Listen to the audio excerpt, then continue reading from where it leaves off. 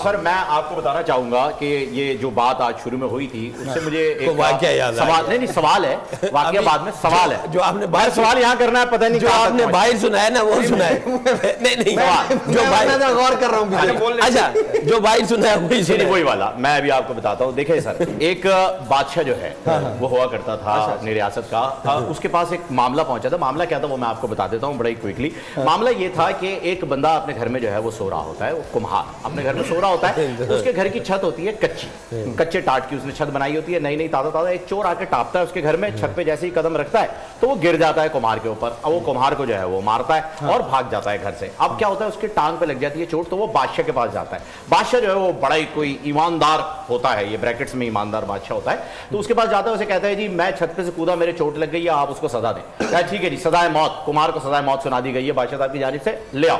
कुम्हार ने कहा सर मेरी क्या गलती है, छत जिसने बनाई है गलती तो उसकी है, कच्ची छत बनाई थी, आप उसको सजा क्यों नहीं देते। वेरी राइट भाई, इसको छोड़ो उसको पकड़ो, जिसने टाट की छत बनाई उसको बुला लिया जी, इसको सजाए मौत है।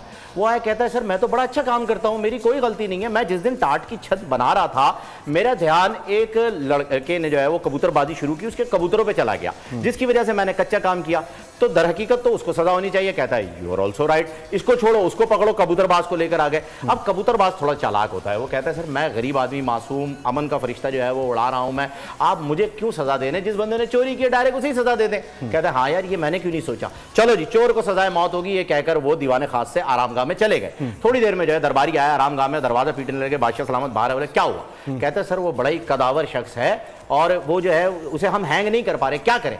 इतनी सी बात तुम लोगों की समझ में नहीं आ रही है, तुम लोग किस काम के लोग हो, इतनी छोटी सी चीज समझने के लिए मैं बताऊं। ओ भाई सीधी सी बात है, बाजार जाओ कोई छोटे कद वाला आदमी लाके लटका दो और छोड़ दो चोर को। तो सवाल मेरा यह है कि हमारे मुल्क में कदावर लोगों के साथ भी कभी इंसाफ होगा, सिर्फ गरीब को ही जो है वो इंसाफ के नाम पे टाए टाए फिश। सर ये याद कैसे कर लेते हैं इतने लंबे लतीफे। मैं कहता हूं जो आपकी रवानी है, मेमोरी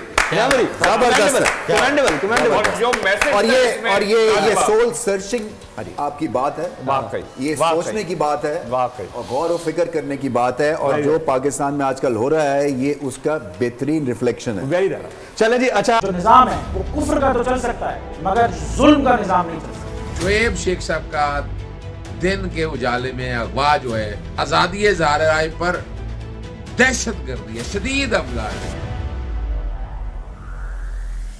तो 8-9 साल बाद ये FIR दर्ज हुई है जो कानून के भी मुतसादिम है कि एक शख्स के खिलाफ एक ही मुकदमे के किसी भी हिस्से के बारे में 2 दफा उसका ट्रायल नहीं हो सकता। आपकी बरादरी अगर आपस में मुत्तहिद होकर तहफ़्फ़ुज़ नहीं करेगी कि इस तरह की जो यलगार है, एक रियासती जबर है, उसको जब तक कला कमा नहीं करेगी तो फिर कल को खुद भी इसमें आएंगे।